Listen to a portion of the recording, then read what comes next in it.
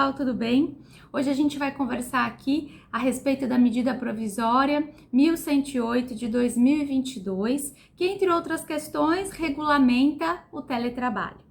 A gente sabe que as regras de teletrabalho, que surgiram em 2017 com a reforma trabalhista, são bastante tímidas diante da realidade que nos foi imposta pela própria pandemia. Então, nós sabemos que existe a necessidade de uma regulamentação, de uma melhoria, de um amadurecimento dentro dessas regras e, claro, de um equilíbrio também. E nesse sentido, a medida provisória tenta estabelecer aí um amadurecimento dessa legislação e, de uma certa forma, um equilíbrio.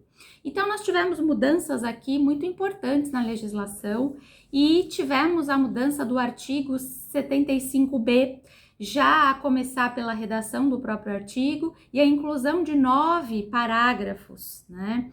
Tivemos também aí algumas outras inclusões, como, por exemplo, o artigo 75F. E aqui a gente vai falar rapidamente de algumas questões importantes. Então, já começando pelo artigo 75B, importante observar que a grande mudança que se traz aqui é a possibilidade da existência de um regime híbrido, ou seja, anteriormente o que nós tínhamos era o trabalho, remoto apenas fora do local de serviços do empregador.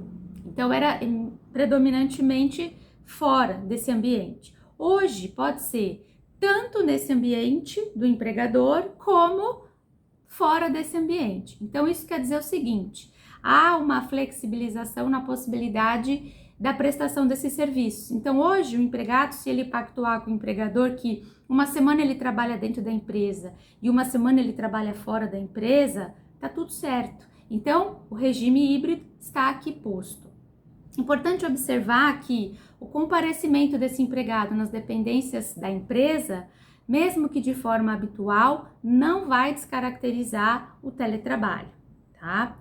Importante também ponderarmos uma mudança que foi inserida aqui, no que diz respeito à contratação do trabalho por jornada ou por produção ou tarefa. Então, isso quer dizer o quê? Se você pactuar que o trabalho será por jornada, então a jornada de trabalho deverá ser aplicada ao seu contrato, respeitando os limites legais. Então, tudo aquilo que exceder a sua jornada de trabalho normal deverá ser paga como horas extras. Porém, se o trabalho for pactuado por produção ou tarefa, você estará fora do regime de controle de jornada. Portanto, haverá uma flexibilidade para o cumprimento das suas atividades.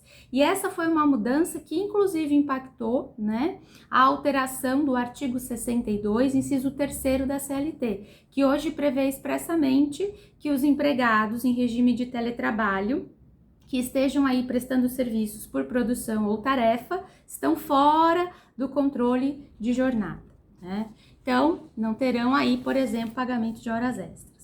Outra questão importante é justamente o parágrafo 5º do artigo 75B que foi inserido. E aqui eu vou pedir licença para ler um pouquinho, o que diz esse artigo. Então fala assim: o tempo de uso de equipamentos tecnológicos e de infraestrutura necessária de softwares, de ferramentas digitais ou de aplicações de internet utilizados para o teletrabalho fora da jornada de trabalho do empregado não constitui tempo à disposição, regime de prontidão ou sobreaviso, exceto se houver previsão em acordo individual ou acordo em convenção coletiva de trabalho. Então, quer dizer, se você, fora da sua jornada de trabalho, estiver utilizando equipamentos tecnológicos, softwares de aplicação, isso não constitui tempo à disposição do empregador, nem regime de prontidão, nem sobreaviso. Então, isso quer dizer, você pode ter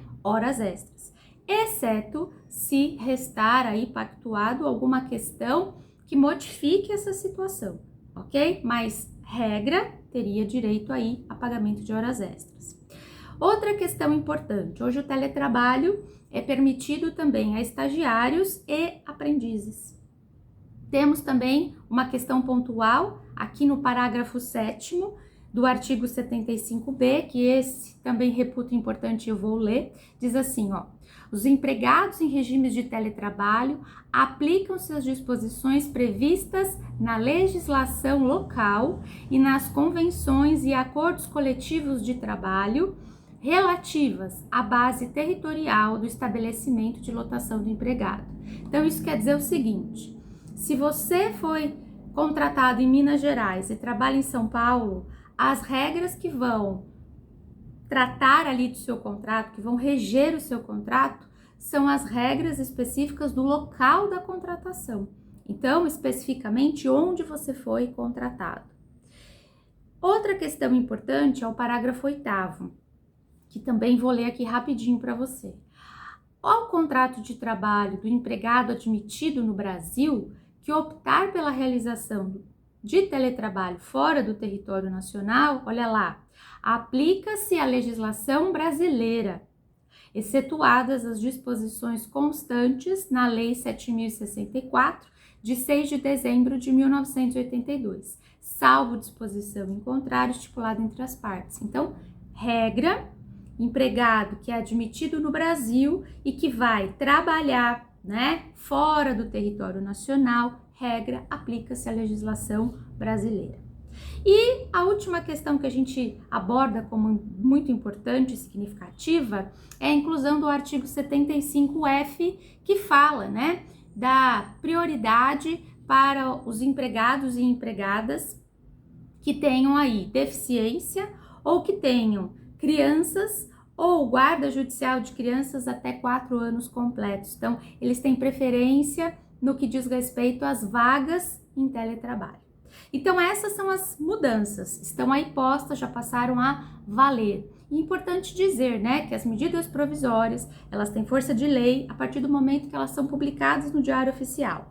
Contudo, para que elas possam virar lei, é necessário que elas sejam aí aprovadas no Congresso Nacional. Então, a gente está acompanhando essas mudanças e vai deixar você sempre a par de tudo isso. Gostou? Ficou aí interessado com essas mudanças? Atente-se para elas. Um grande beijo e até o nosso próximo encontro.